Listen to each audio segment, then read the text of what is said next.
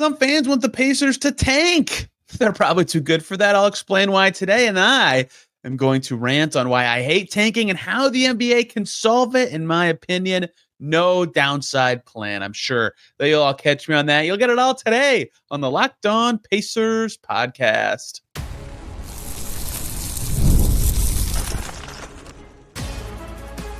You are Locked On Pacers, your daily Indiana Pacers podcast, part of the Locked On Podcast Network, your team every day.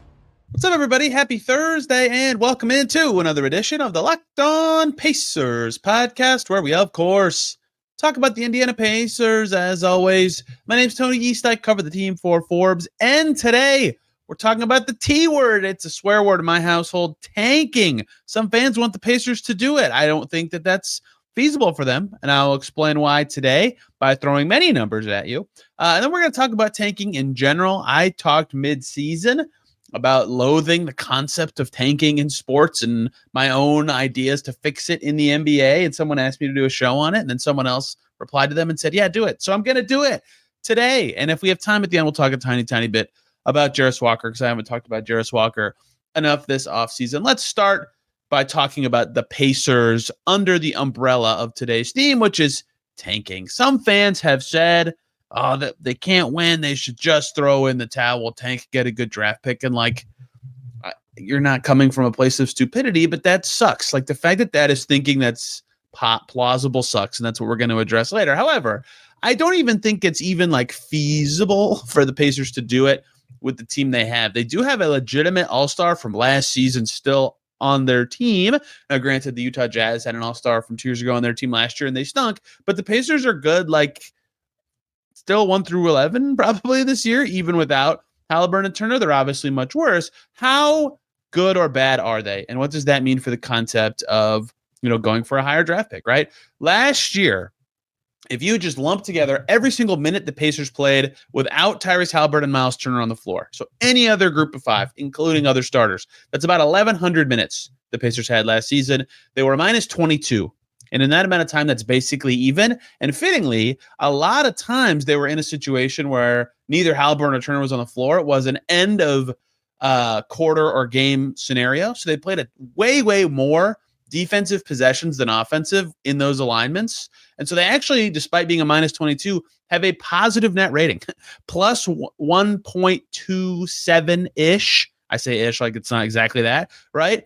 So that's up last year. Last year in 1,100 minutes, this Pacers team was a positive net rating group with both Turner and Haliburton off the floor. And they lost both those guys, right? And that granted, that's too narrow of analysis. We'll talk more about those numbers in this segment, but that alone is near the middle of the pack. Obviously, that's a positive net rating. That's above average, but plus 1 point whatever I said is some 14th last year net rating was the Lakers at plus 1.2. 15th was the Kings at plus 0.6. The Pacers were actually 13th at plus 2.1. You're right there with just that. Now, that's not a perfectly fair way to do this.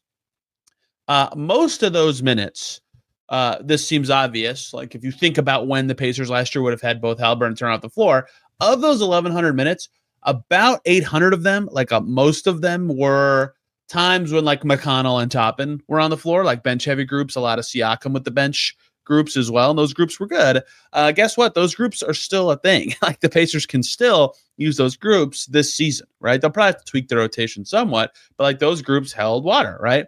So the 300 minutes that without McConnell in that stretch, well, those numbers are impossible to look at too, because there's a lot of garbage time lineups in there. The top group of those minutes had Johnny Furphy and Tony Bradley on the floor. So that's not really telling. But if you just start with what I just said, a positive net rating group that actually adds better backup centers than what they had last year without Turner, that's probably already too good of a net rating to phone it in. Now, however, if you wanted to be a pessimist, you'd say this. You'd say, well, with Nembhard on the floor and no McConnell and no Tyrese Haliburton on the floor, 278 minutes, so comically small sample size, right? We're talking about 5 full NBA games worth of time, basically, right?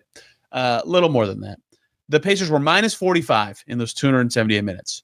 111.6 offensive rating, 115.6 defensive rating, so about minus 5 net rating. That would be just between Philly and Toronto for 7th worst in the NBA, and that's going to be their starting alignment most likely, almost certainly this season, is Nembhard on, no Haliburton, no McConnell.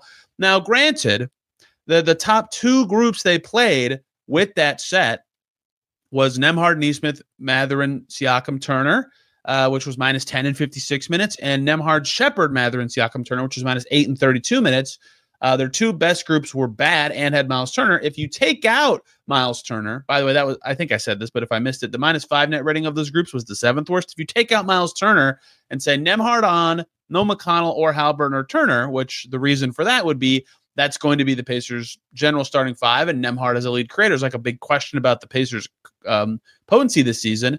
The Pacers were minus 16 total raw, with a minus 3.5 net rating, which would be somewhere between the 8th and 9th worst in the NBA last year. That's like the pessimists' take on it, but guess what?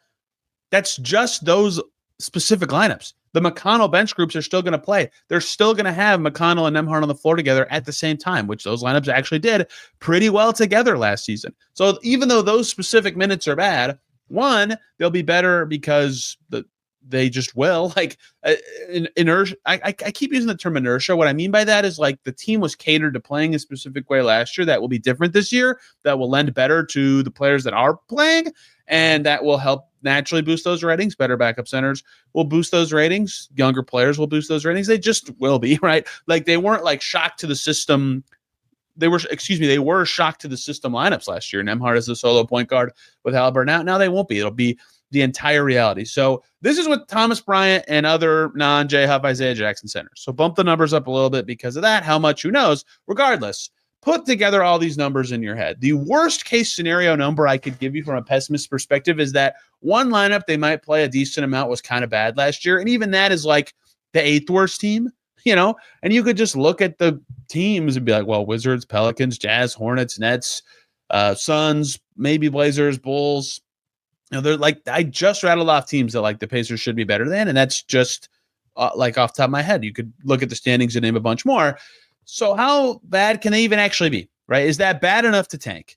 Probably not. I say no, with a full season to meld a style of players who are good, right? They still have good players on their team. I predicted them to win 42 games this season, right? And so I don't think they're bad enough, especially given the Eastern Conference being a little poor, although I don't think that's worth as many games as I have said so previously. So I say no. I don't think the Pacers functionally can tank this season because they're too talented, right?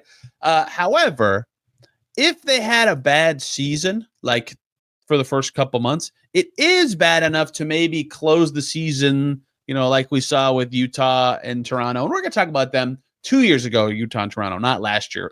Last year. Those two teams 2 years ago, at the very end, kind of went for the slide. They ended up 8th and 10th worst records for the lottery standings. And that's obviously like lower end outcomes for the Pacers in that, low 30s kind of range. But we've seen them even, we'll talk about this, do this before, right? At the end of the day, this is, all these numbers are nice. All this stuff's interesting. But like Siakam on the floor last year, Turner and Haliburton off, the Pacers were plus 19. Like they outscored their opponents in those moments. And those lineups will be able to play again this year, right? And they'll have a full season to function better together and meld an identity. Now, granted, a lot of those are bench groups. Guess what? Those are still going to play together. Lineups and strategies catered to Siakam leading or above water with worse players last year, right?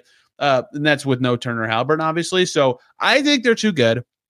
I don't think they'll be bad enough to tank for a whole season. But what I would consider like on the table feasible reality thing, even though this pains me to say because I am morally opposed to tanking, which we'll talk about in the second segment here, is like what happened in 2023, right? March 9th comes, Tyrese Haliburton plays, he gets hurt, and then he played 2 games the rest of the season. I'm not saying he could have or should have played more than that, but like the Pacers were pretty wary of his minutes. He played 5 games after February that whole season.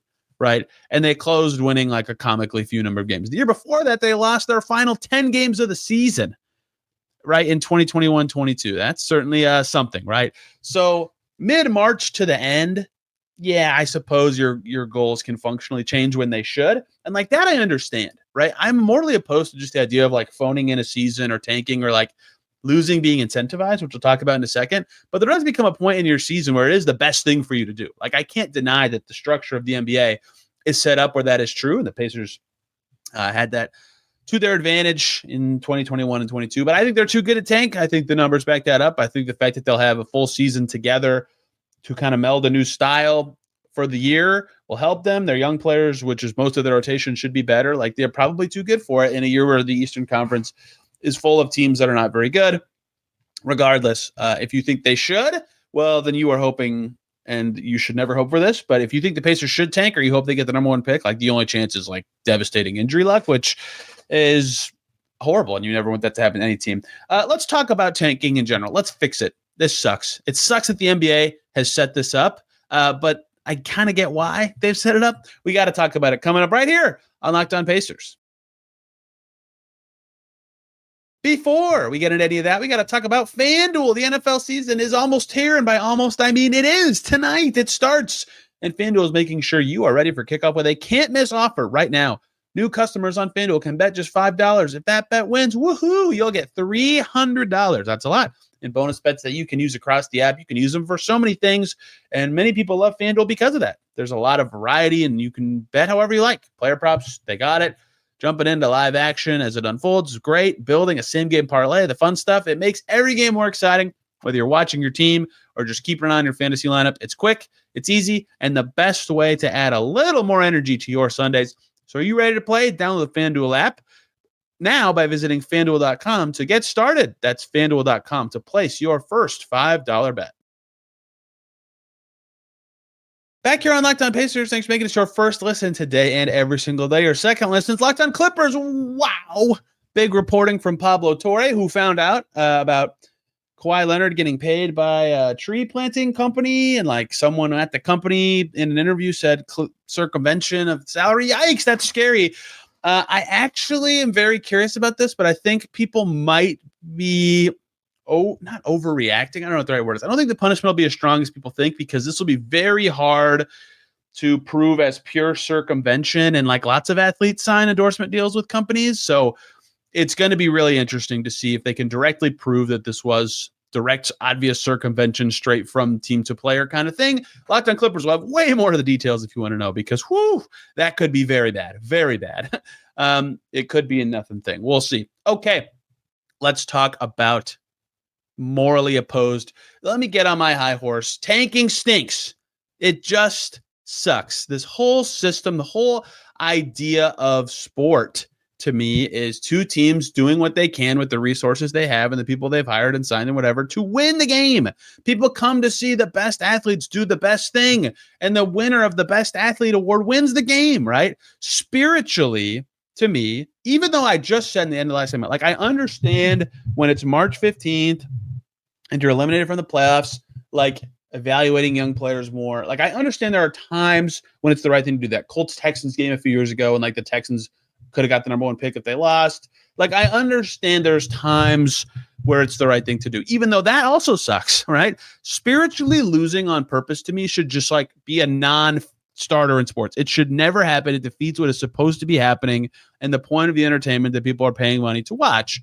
And so that is my starting premise of like, tanking sucks. This sucks. This should not be a word that people even mention. However, I have a personal problem where I kind of like the idea, and by kind of like, I mean I support the idea of a draft system or a system of some sort that uses the inverse standings to reward the worst teams, right? I think that's a reasonable compromise and the best way to kind of evenly distribute talent in a league. I do kind of think that just making every player a free agent coming out of college or coming into the draft would like not be as bad as people think, but I do think it would be worse than a draft, and making the league's quality as strong as possible. So to me, there has to be a middle ground between the draft is good and it will probably never go away. And then the other end of the spectrum is you're sitting Scotty Barnes and Lauri Markkanen in games where they're, shouldn't be sitting. And we know they shouldn't be sitting because they play the first quarter and have the second quarter, then they don't play in the second half, or it's like a close game and the Jazz are like, yeah, our two-way players give us the best chance to win. Like, no, they don't. Like, we can see how much you're paying these players. We know what the Jazz think of their talent level. We know what the Raptors think of their talent level, but then they choose different things, and they can call it evaluation all they want, but like, this sucks. Like, that sucks. So there has to be an answer in between those two extremes. right? Where losing good should never be the answer, but also the draft should probably exist and you have to reward bad teams. So how do you evaluate bad teams without having losses be important, right? The top priority to me needs to be find a way to incentivize winning that also still helps the clearly bad teams that can't win when they're trying, because you can't just have some arbiter be like, yep, that team's trying and that team's not. Like, you can't have that be subjective. It has to be a way that every team can strive for and chase the same goals. And that's why I think the rules are hard to come up with, right? So here's some solutions I've heard that I don't like. Flattening the lottery odds even more, right? Back, I believe in 2019, the NBA changed it so it was more, the odds were flattened, so the top teams would not have as good of odds as the top pick, and their floor dropped. And then, teams like 7 through 10 really benefited. And we've seen a lot of teams jump up. And like, the idea was that teams would not want to be as bad because their chances of moving up would not be as high. But that hasn't really happened because the floor dropping means that teams are, afraid of their floor going down. So that's one way to potentially fix that. But I think if they flatten the odds even more, you'd get to a point, and they're already pretty close to this, where teams would rather just not be in the play-in and be in the lottery. And like, that should not be an incentive the league has. They should want teams to be playing meaningful games and be trying to make the play-in, right?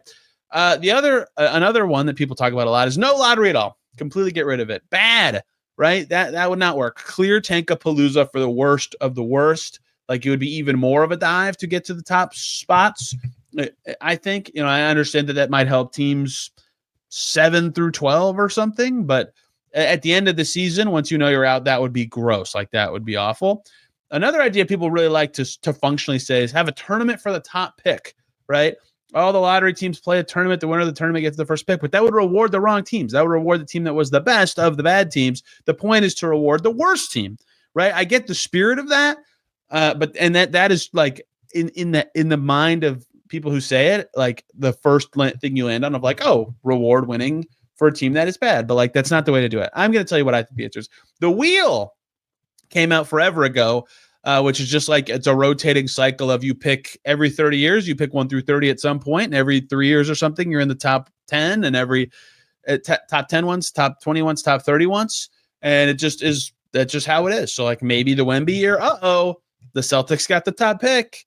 Like, that'd be really bad. And some teams could be stuck for forever. So that way is like objectively fair, but does not do the best job to me of rewarding the best teams, because NBA teams move in cycles, right? So those are ideas that people like or talk about that are, or like, there is some good spirit to them, but I don't think they're good because of either an unintended or even very intended consequence that does not solve my personal idea of you need to incentivize winning every single game while still having a draft. And so some people will say, well, just get rid of the draft. Don't do that at all, or something to that effect. And like, that is potentially an answer. But what does make sense? Is there anything that makes sense? Here's some ideas I've heard before that I do kind of like, right? One is similar to what the NBA does right now. Like, their odd system for the draft lottery as it stands at the moment is decent to me. I like that it's flatter than it used to be, like the process Sixers era. But what if the entire lottery was drawn? Like, all picks 1 through 14, boop, boop, boop, every single one, so that the floor, if you're like, who had the worst record last year? Utah. I don't know if it's them, but just let's use Utah as an example. You could be 1, you could be 8, you could fall really far. So in theory, that would scare them to losing more if you think about that. But if the entire thing is a lottery, it's not as like bad for teams, let's say 5 through 12. Like, you keep getting chances to move up over and over. I think that would make the absolute worst of the worst tanking worse, but would on balance actually be better for teams outside the top 5 or 6. I think that would, the odds of them staying in that range would remain about the same, or the chances they move up because there'd be more drawings would help them. But they would still then be playing, without the upside at the end of the year. That's decent. I kind of like that idea. But the downside risk changes so much for the worst teams that, and that might get rid of the even distribution of talent. We'll see. Another idea that this was in an ESPN story, I believe during the season, is removing pick protections. So most of you know this, but like, you can trade a pick and it's top 6 protected, or top 7, or top 4 lottery pick, whatever. A lot of the most egregious tanking you've seen is because of that. The Sixers last year, the Raptors 2 years ago, where teams are just like, oh, we have to get into we have to be able to keep our pick. We have to. Those are horrible. I understand that those are terrible. But those are also really specific circumstances. Now, teams trade more now. I think there's more picks traded out, which means that they're like not as rare, but they're still very specific.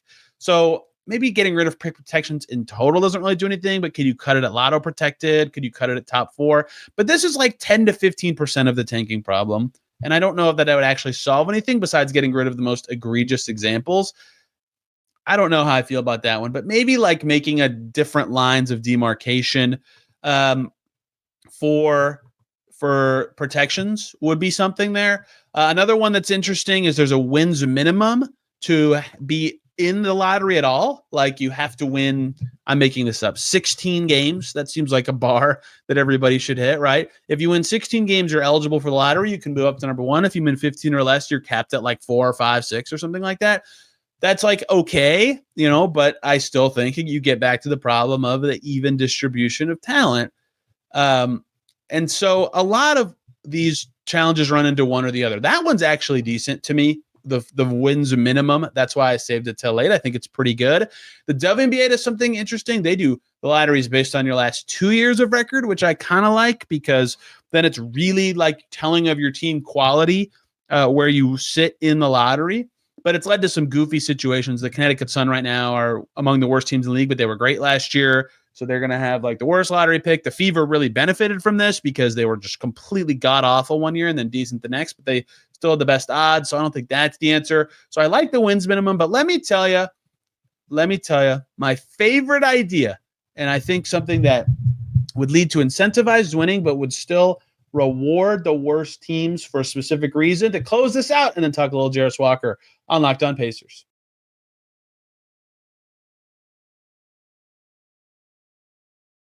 Back here on Locked On Pacers. Thanks for making this your first listen today and every single day. Or second listen, Locked On Mavs. PJ Washington gets $90 million from the Mavs. That's about $22.5 million per year over 4 years. I can't do math.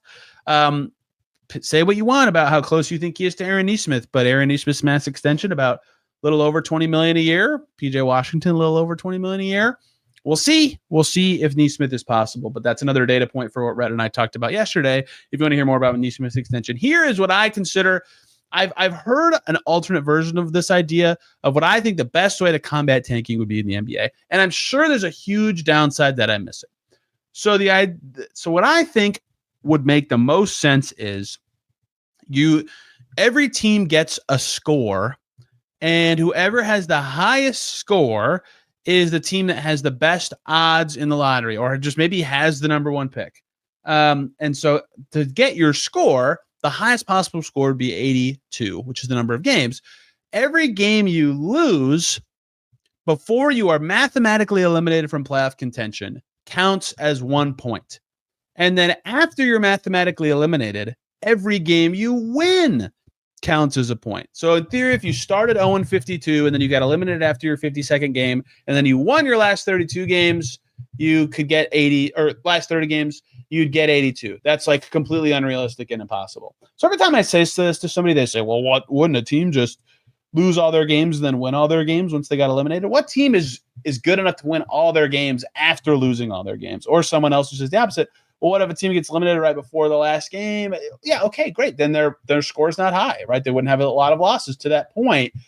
It's really hard to imagine a team being either good or bad enough to dramatically flip their quality on a dime when they're eliminated. Obviously, there are like significant injury situations that would make that plausible.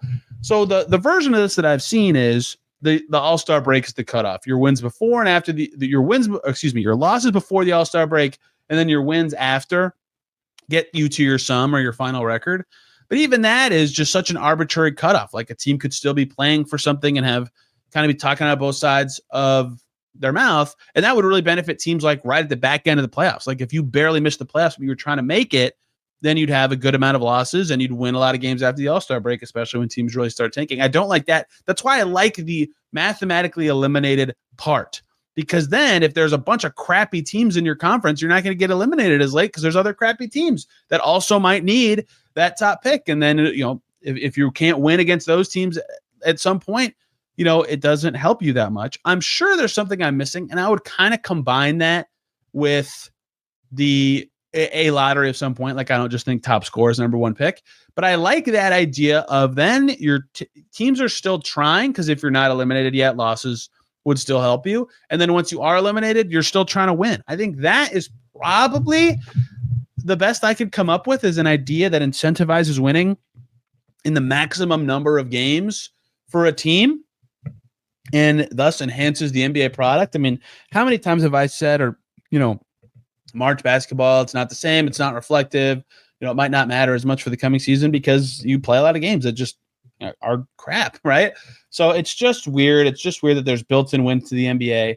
That's the best idea I have. If you want to try to poke a hole in it, please do. I would actually love to know why it stinks, but that's how I would try to solve tanking. It's kind of goofy and weird, but then you get like a Blazers. Let me make this up, like Jazz Raptors from last year, right? Both those teams crazy with Scotty Barnes and Larry Markkinen. Like, what if instead they were both eliminated and they were battling in a game and it was like they were trying so hard to win? Wouldn't that be awesome? Wouldn't that be super fun? And like a buzzer beater was actually celebrated. I don't know.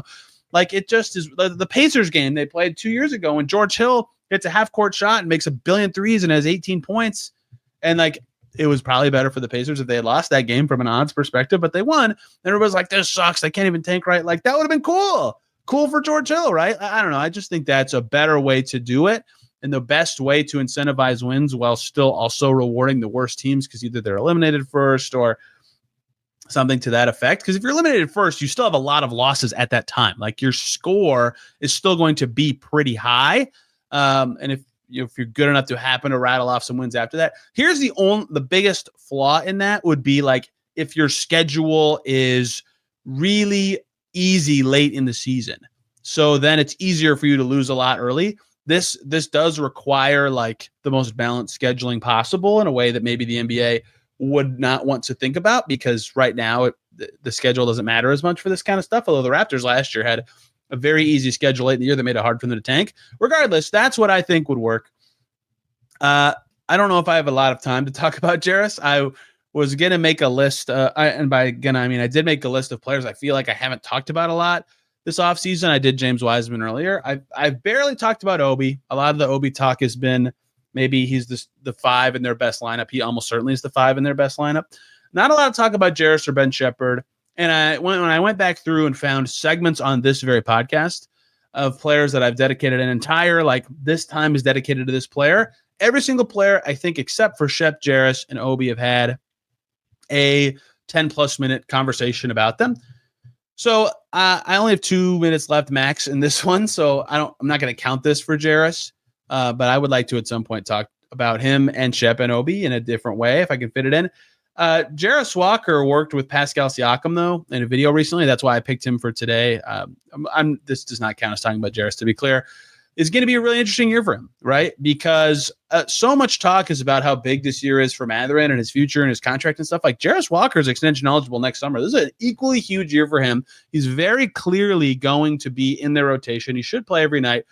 And I get that he's had an up and down, kind of career. He even said last year in December that he felt like he's had an up and down kind of year. And he talked about what he feels like is at his best. I will never forget during his rookie year, Dustin Dopirak, an hour at practice, we were waiting to talk to him for media. We asked, and so we knew we were waiting for him specifically, and he was determined to hit a certain number of threes in this drill before he talked to us. And it took him a while to do it, but he did it, man. He waited around for like 45 minutes to an hour. And a lot of guys like come do media first and stuff like that, but he did not want to break the rhythm of the drill. And I was just like, man, like, it's very telling to see how focused he is on this and how much he wants this to be something that he's accomplishing. So he's shown enough last year. He had a pretty good year last year. He's been solid enough in the playoffs. Like, I'm really interested in what Jarus Walker could be this year, and he could be a guy that swings their fortunes. Like, he has the potential to develop that much this year. I'll be very curious to see how things go for him and what the perception shift is for him.